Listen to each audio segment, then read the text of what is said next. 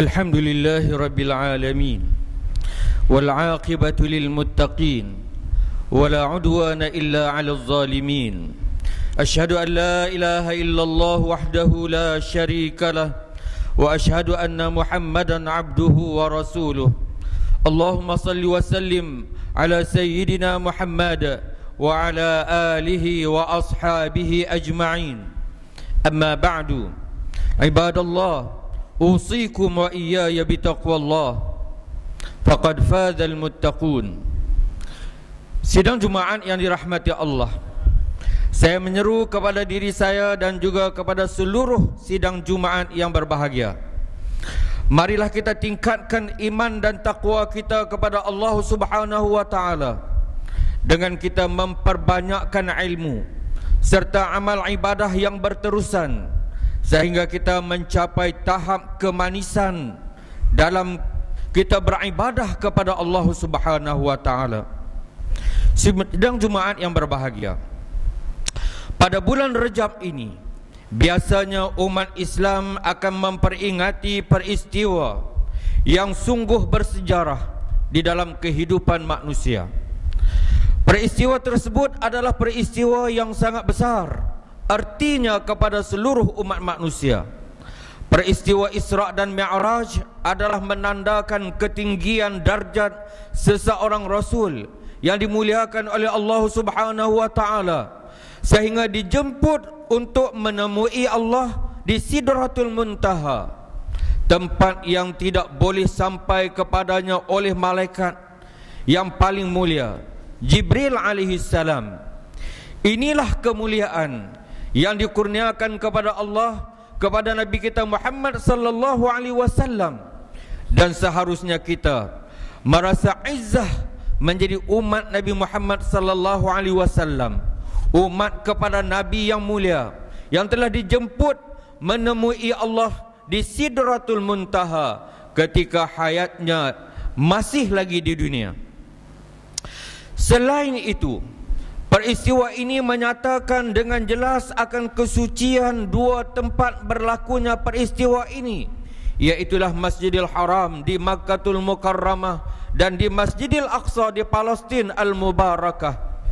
Perkara ini dinyatakan oleh Allah Subhanahu wa taala di dalam firman-Nya di dalam surah Al-Isra ayat 1. A'udzu billahi minasyaitonir rajim. Bismillahirrahmanirrahim. Subhanallazi asra bi'abdihi lailan minal masjidil haram ilal masjidil aqsa alladzi barakna hawlahu linuriyahu min ayatina innahu huwas samiul basir, yang bermaksud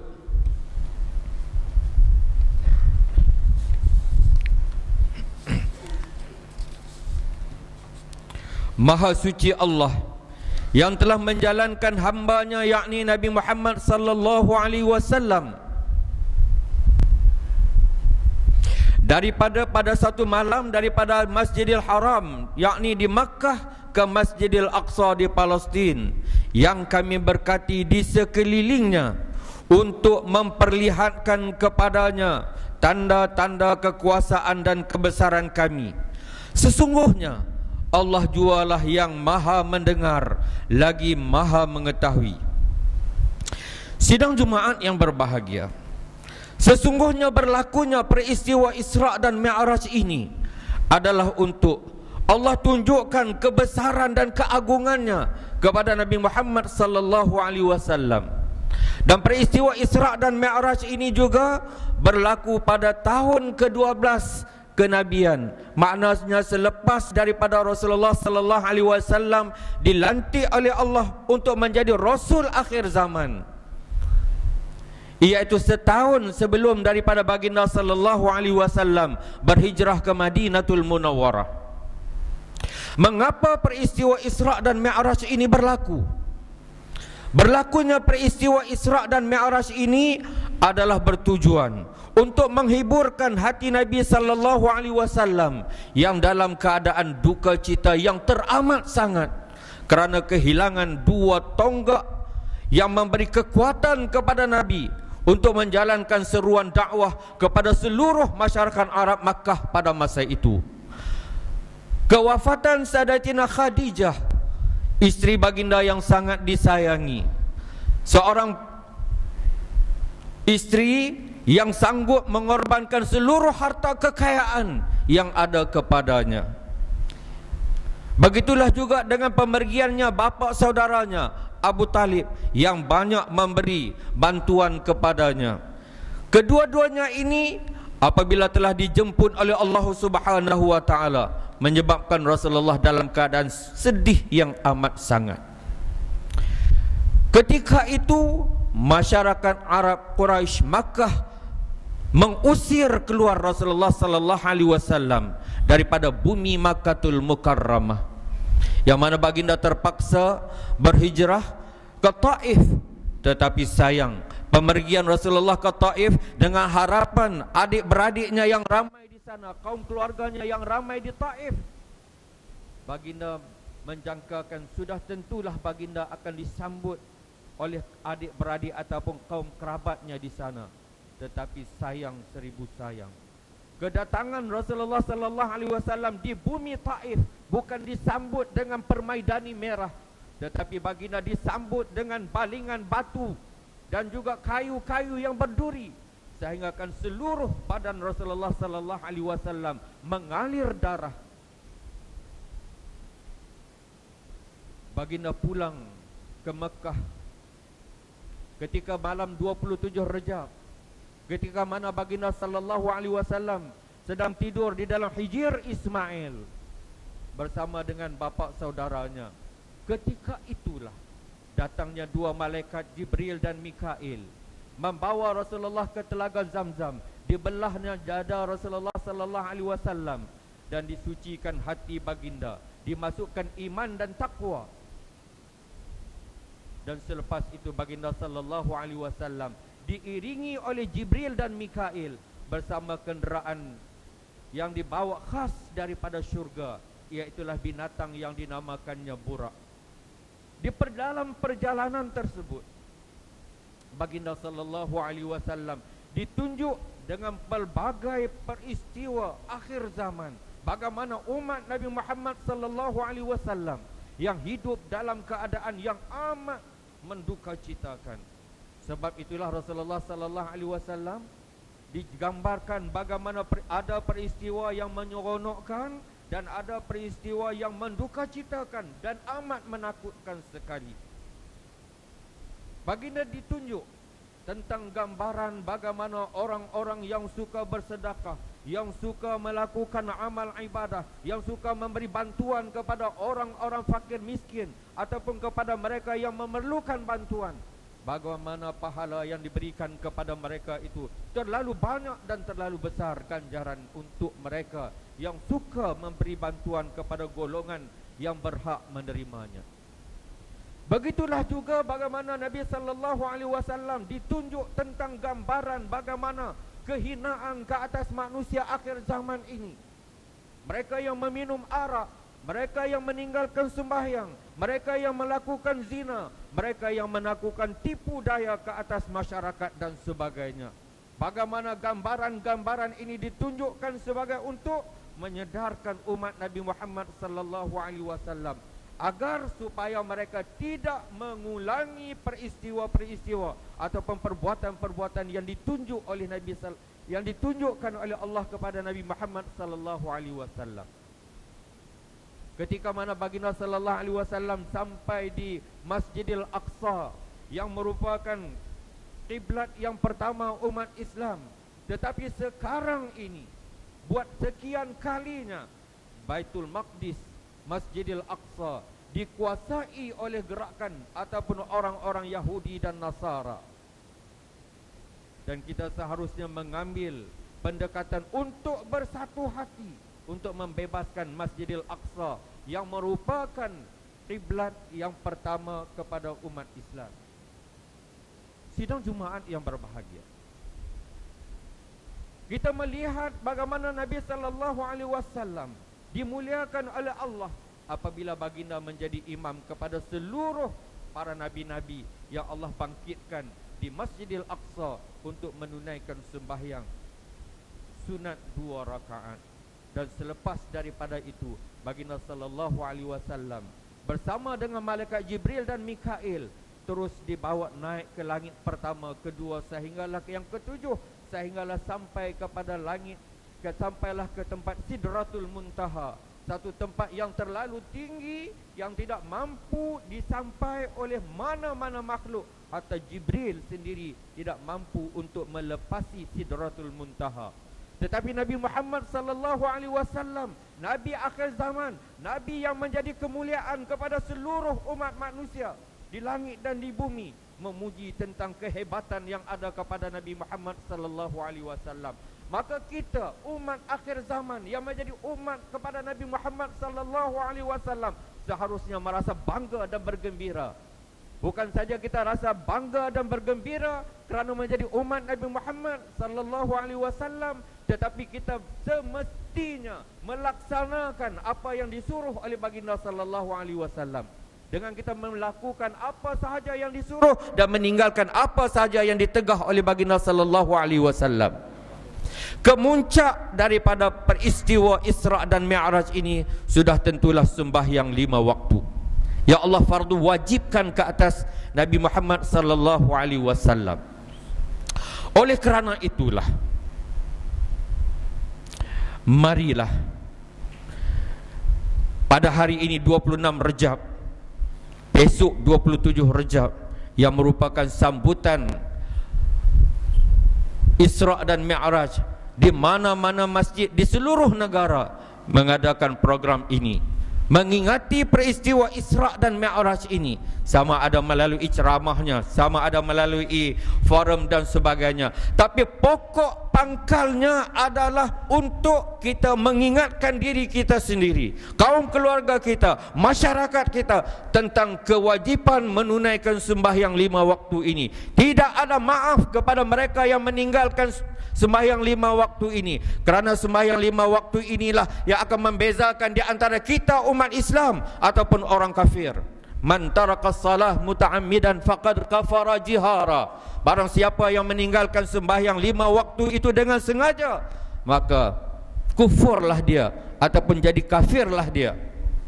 Sidang Jumaat yang berbahagia, oleh kerana itulah, kalau kita buka di dalam kitab Duratun Nasihin bab Isra dan Mi'raj, bagaimana Allah Subhanahu wa taala menunjukkan bagaimana hinanya orang yang meninggalkan sembahyang 5 waktu ini. Kalau kita buka di dalam Al-Quran, di dalam surah An-Naba ayat 18, Allah Subhanahu wa taala berfirman, A'udzubillahi minasyaitonir rajim, yauma yunfakhu fis-sur fatatuna afwaja. Ayat ini apabila dibaca oleh Muaz bin Jabal kepada Rasulullah, Rasulullah menangis teresak-esak. Kerana apa? Kerana mengenangkan umat akhir zaman yang ramai di antara mereka yang melakukan kejahatan, melanggar hukum Allah dan Rasulnya. Sebab itulah Rasulullah menangis kerana mengenangkan umat akhir zaman, kerana 12 kelompok manusia yang akan dibangkitkan, 11 daripada kelompok tersebut kesemuanya masuk ke dalam api neraka. Hanya satu kelompok manusia sahaja yang bangkit dan terus masuk ke dalam surga. Di antara 12 kelompok manusia itu, dan salah satu daripada kelompok yang kita bercakap pada hari ini, iaitulah tentang sembahyang 5 waktu. Memang di zaman Rasulullah sallallahu alaihi wasallam, ketika Rasulullah mengajar dalam satu majlis ilmu, ketika mana datangnya seorang anak muda kepada Rasulullah sallallahu alaihi wasallam, minta bantuan supaya menguruskan jenazah bapaknya yang telah meninggal dunia. Sidang Jumaat yang berbahagia, apabila Rasulullah mengutuskan 2 sahabat untuk menguruskan jenazah kepada bapa anak yang datang untuk bertemu dengan Rasulullah ini, bayangkan betapa terkejutnya mereka apabila mereka sampai di rumah anak muda tersebut. Apabila mereka mengangkat kain yang menutupi jenazah bapa mereka itu, bagaimana tidak terkejutnya mereka. Tidak pernah dalam kehidupan mereka, dalam mereka mengurus mayat, tiba-tiba mayat yang terbujur kaku di hadapan mereka itu adalah seekor babi yang berwarna hitam. ini berlaku di zaman Rasulullah sallallahu alaihi wasallam. Mereka kembali bertemu dengan Rasulullah, beritahu kepada Rasulullah tentang peristiwa tersebut. Maka Rasulullah dan para sahabat terus ke rumah pemuda tersebut. Memang bila diangkatnya kain tersebut, memang benar-benar terbujur seekor babi yang berwarna hitam. Rasulullah berdoa kepada Allah agar jenazah tersebut bertukar menjadi manusia. Apabila semuanya selesai dikafan dan tiba masa saat di mana mayat ini akan disembahyangkan, tiba-tiba mayat yang sedang berada di hadapan Rasulullah sallallahu alaihi wasallam itu, tiba-tiba kain kafan yang membaluti jenazah tersebut pecah dan bertukar menjadi babi untuk kali yang kedua. Rasulullah berdoa, mayat tadi bertukar menjadi manusia. Selesai daripada sembahyang jenazah, mayat tersebut dibawa untuk dikebumikan. Sekali lagi ketika mana mayat itu berada di dalam liang lahat, bertukar menjadi babi untuk kali yang ketiga. Selepas didoa oleh Rasulullah dan selesai dikebumikan, akhirnya baginda sallallahu alaihi wasallam apabila sudah selesai di doa dan sebagainya, Rasulullah memanggil anak kepada bapa yang meninggal dunia itu. Lalu ditanya, apakah Rasulullah tidak tahu apa yang dilakukan oleh jenazah ini semasa hidupnya? Rasulullah tahu apa perbuatannya, tetapi sengaja Rasulullah nak tanya kepada anak itu supaya didengari oleh para sahabat, nak bagi tahu tentang gambaran betapa hinanya orang yang meninggalkan sembahyang 5 waktu.